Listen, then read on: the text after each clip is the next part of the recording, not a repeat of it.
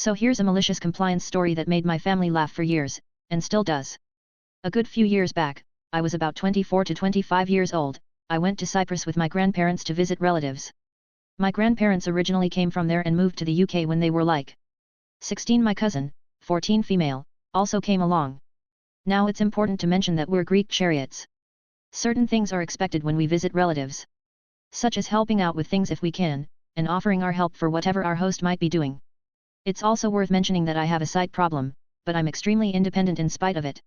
So we were visiting relatives, and every time I offered to help out, either taking dishes into the kitchen, bringing them out of the kitchen, washing up, even getting a glass of water, I kept being told to sit down, they could handle it.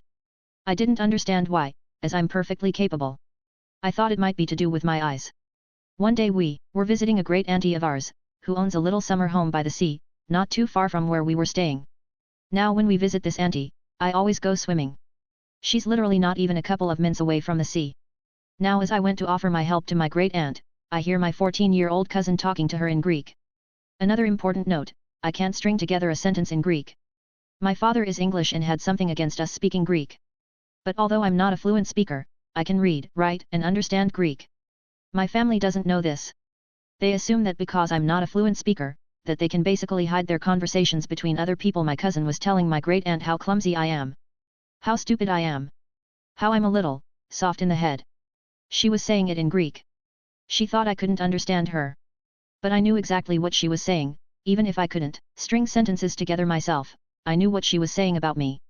I added 2 and 2 together, and realized my cousin was very obviously telling all my relatives this. She did it, because she thought she'd get praised if she helped bring out the food without me. I was angry, but I knew the perfect revenge. We ate lunch, and after we were finished eating, my great aunt asked my cousin for her help to take the dishes in, and do the washing up, as she'd been on her feet most of the morning, preparing the food. My cousin looked at me, knowing my great aunt couldn't speak English, and said, "Hey OP, Auntie needs help taking the plates in and doing the washing up."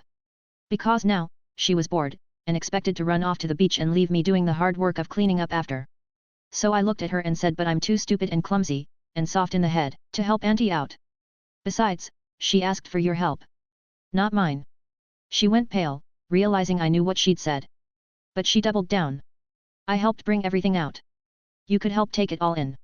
I laughed at her, picked up the book I'd brought with me, and got up from the table, grabbed the towel I brought with me, and went to walk off.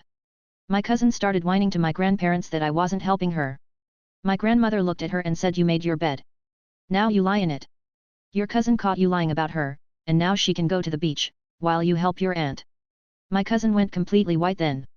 So I went to the beach, swam for 30 minutes, then chilled out on a deck chair, reading my book under the shade of a nice umbrella. By the time my grandparents called to me that we were heading home, my cousin had spent all of it helping to wash up, and dry things, and put them away. She hadn't gotten to be lazy and go to the beach, to enjoy the sea. I could have helped her. I simply decided that I wouldn't, as she never earned my help. Since then, every time we went to a relative's home, and she was asked to help, I watched with a smirk on my face. To this day, I'm 37 this year, I still won't help her. She made out I was incapable to people. So now she suffers the consequences. It's the malicious compliance that keeps on giving to me. EDA answers to some common questions. 1. I was born with congenital cataracts and I'm 85% blind.